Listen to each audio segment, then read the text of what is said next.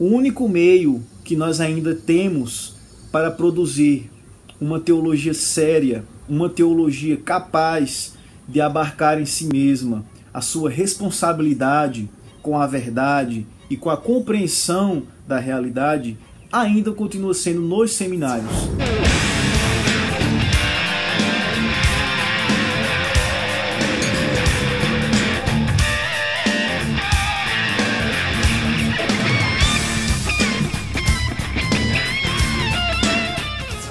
Olá pessoal, estamos aqui mais uma vez para darmos continuidade ao nosso percurso por entre as pedras da teologia.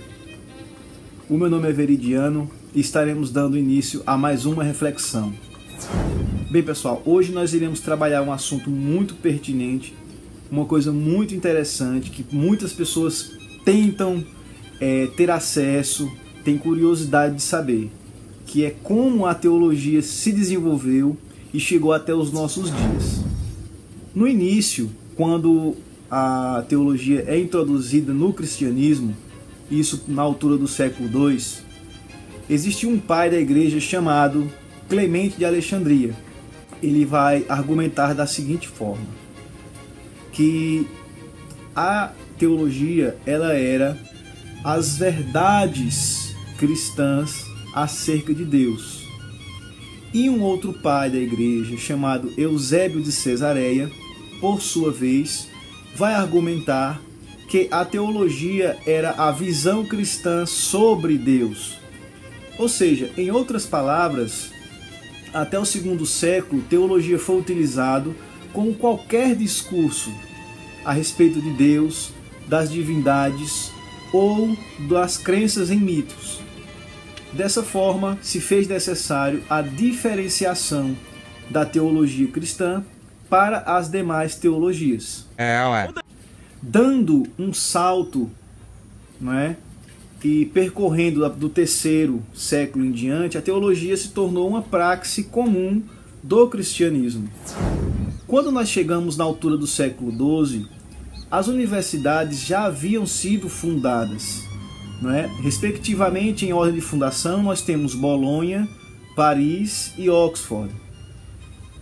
E nós podemos perceber que essas universidades elas emergem de dentro dos monastérios. Dessa forma, nós queremos compreender que a teologia ela foi, em parte, responsável pela fundação das universidades medievais. Então, a universidade teria uma espécie de favor para com a teologia. Empolgante! Queremos destacar que nessa época a teologia ela fazia parte das disciplinas acadêmicas. Então, as universidades elas possuíam 4 cursos: Humanidades, que era o requisito básico para aquele que queria ter uma vida acadêmica. A exemplo, podemos citar Martinho Lutero e João Calvino, que ambos tiveram o curso de Humanidades, e posteriormente, no caso de Martinho Lutero, seguiu a teologia e Calvino o direito. Pessoal, uma coisa interessante é saber que com o aumento do número de universidades, automaticamente a teologia ela foi adentrando por dentro da vida pública. Até que nós chegamos na altura do século XII com especificamente 2 pensadores, com Pedro Abelardo e com Tomás de Aquino, que essas pessoas elas começaram a produzir a teologia de forma totalmente sistêmica e dar a credibilidade que a teologia necessitava para afirmar-se como disciplina acadêmica. Quando nós vamos avançando nos séculos, a teologia, após a Revolução Francesa e o advento do Iluminismo, você percebe que a teologia ela começa a perder o seu espaço, a ter o seu espaço questionado dentro das universidades. Então, é aquela história da filha que é muito bem cuidada e após receber a emancipação pessoal, né, escanteia a sua mãe. é o caso da teologia. A teologia foi escanteada, ela foi tirada de dentro do seu habitat natural, que era a universidade.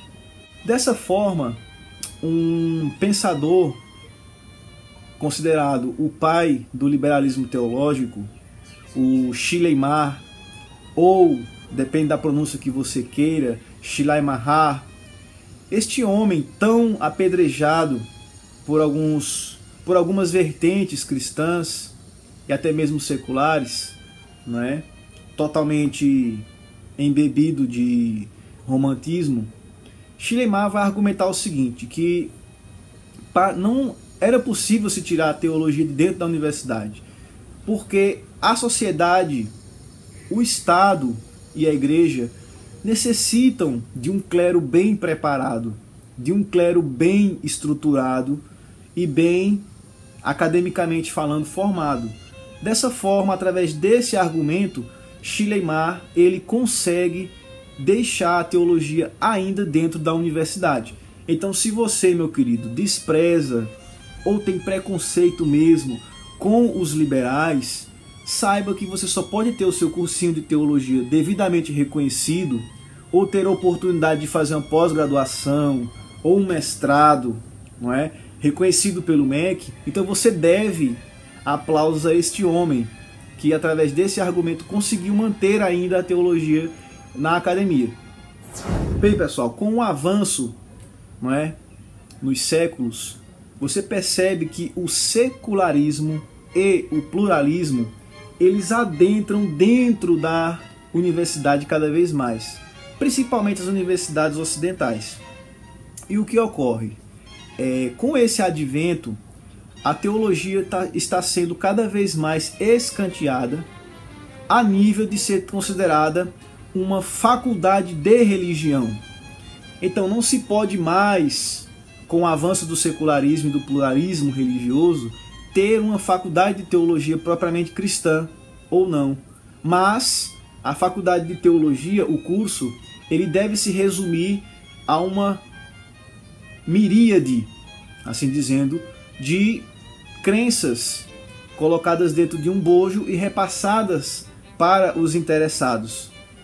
Dessa forma, o único meio que nós ainda temos para produzir uma teologia séria, uma teologia capaz de abarcar em si mesma a sua responsabilidade com a verdade e com a compreensão da realidade, ainda continua sendo nos seminários, porque com o avançar dos carros, a teologia tem sido escanteada, tem sido esquecida e vedada. Uma outra coisa que vale a pena nós refletirmos é sobre a fragmentação do ensino teológico.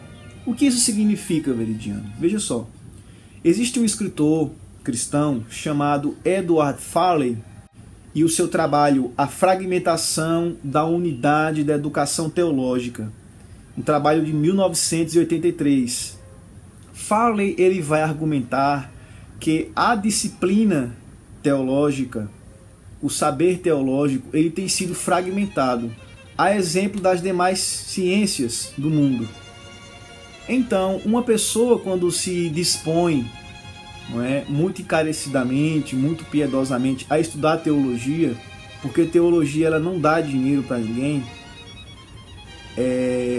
ele vai se deparar com um bloco de saberes totalmente desconexos entre si. Esses saberes, eles não fornecem elementos mais práticos, elementos mais sistêmicos para a prática da teologia. Ou seja, a pessoa aprende um monte de disciplina isolada e não sabe como reconectar esses saberes. Eu proponho que você leia o trabalho de Edgar Morin com o título de A Religação dos Saberes. E tem um outro trabalho muito bom também, que é Os 7 Saberes Necessários para a Educação do Futuro. Então ele vai trabalhar a importância dessas disciplinas interligarem-se entre si.